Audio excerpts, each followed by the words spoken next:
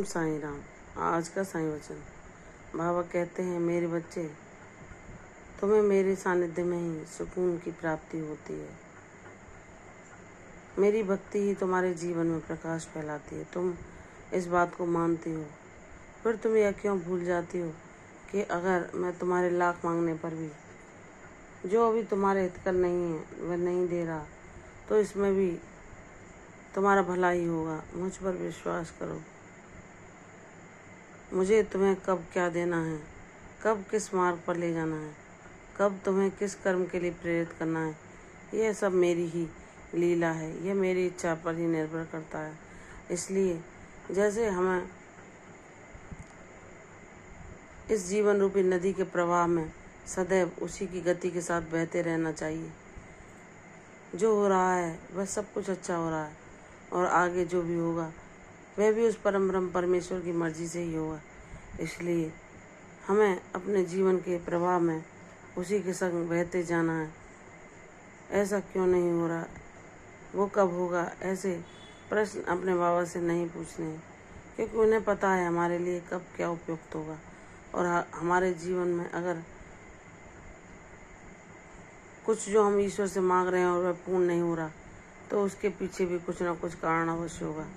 इसलिए हमें अपने साईं का स्मरण करना चाहिए, क्योंकि उनका नाम ही सभी कष्टों, सभी बाधाओं से पार जाने का एकमात्र उपाय है।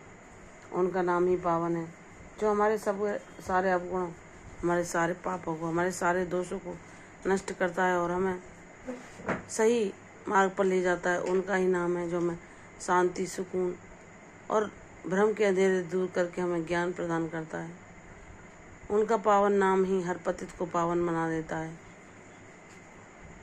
उनका नाम हमारे जीवन में वह परिवर्तन लाता है कि जब गुरु हमारे जीवन में आते हैं उस समय हम क्या होते हैं, और जब भक्ति मार्ग पर बहुत लंबे समय चलने के बाद हम स्वयं को देखते हैं तो हम बहुत बड़ा परिवर्तन अपने खुद में देखते हैं। लेकिन मेरी बच्ची, यह रास्ता उतना आसान नहीं। यह मार्ग जिसे मैंने तुम्हें जिसके लिए चुना है, भक्ति मार्ग, इस पर मैंने ही तुम्हें प्रेरित किया है चलने के लिए। मैंने ही तुम्हें अपनी भक्ति के लिए चुना है और मैं ही तुम्हें सब कर्मों की प्रेरणा देता हूँ। तुम निराश न हो, तुम अपने प्रयासों को जारी रखो। कोई भी तुम्हारे द्वार पर आता है तो उसे खाली न जाने दो। हर ज़रूरतमंद की मदद करो, चाहे वह प्राणी हो, जीव हो, जंतु हो, या पशु पक्षी या पेड़ पौधे। तुम जो भी इस प्रकृति को देते हो वही कभी न कभी अवश्य तुम्हारे पास वापस लौट कर आता है। लेकिन जब हम अपने सद्गुरु की बातों को अमल में लाते हैं तो हम निष्काम भाव से कर्म करते हैं और सब कुछ उनको अर्पण करते जाते हैं कि बाबा, बस आपका साथ ही परम सुहावना है, जो मुझे एक शीतल बयार की तरह महसूस होता है। जैसे जब हम तपती गर्मी में थक जाते हैं और उस गर्मी उमस को ना सहन करने के कारण बेहाल हो जाते हैं, तो अगर एक शीतल हवा हमारे पास से भी गुजरे तो वह हमें बहुत सुकून देती है।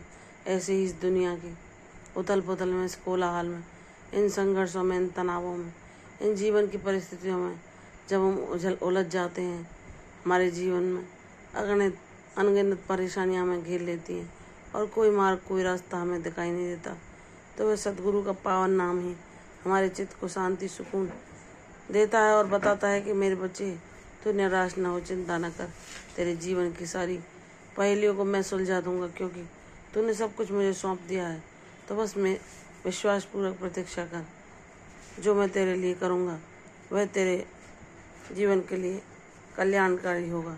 इसलिए अपने गुरु पर विश्वास करके बस तू उनका नाम जाप कर, सारी चिंता और भय को त्याग कर, बाबा के नाम का चिंतन कर, जो परम शुभकारी, मंगलकारी और जीवन को शांति में बना देता है। हमारे सारे दुख, कलेशों, परेशानियों को हमसे दूर करके हमें हमारे गुरु की हमारे जीवन में उपस्थिति का एहसास कराता है, उनकी ऊर्जा का अनुभव कराता है। मेरी बच्ची, यही सच्चा खजाना है। सबसे पहले अगर हम कितनी भी परिस्थितियों के अधीन हो, हमें अपने गुरु से अपने लिए कुछ मांगना हो तो वह शांति ही मांगनी चाहिए, क्योंकि सबसे बड़ी दौलत शांति की है। उसी के बाद हम अपने जीवन में किसी भी चीज़ के सुख को अनुभव कर सकते हैं। अगर हमारे जीवन में शांति नहीं, सुकून नहीं, तो कितने भी ऐश्वर्य हों, कितने भी संसाधन हों, हमें कोई सुख पहुंचा नहीं सकता।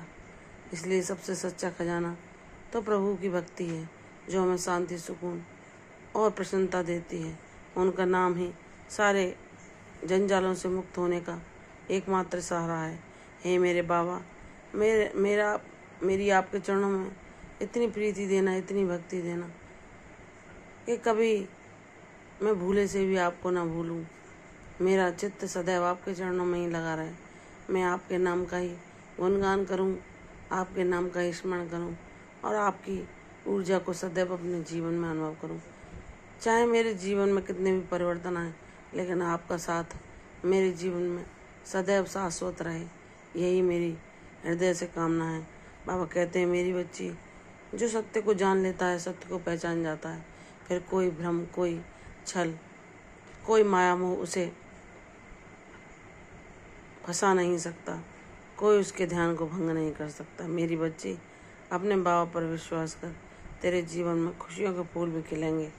बस मेरे निर्धारित समय पर ही होगा, इसलिए मुझ पर विश्वास करके अपने प्रयासों को जारी रख, निष्काम भाव से कर्म कर।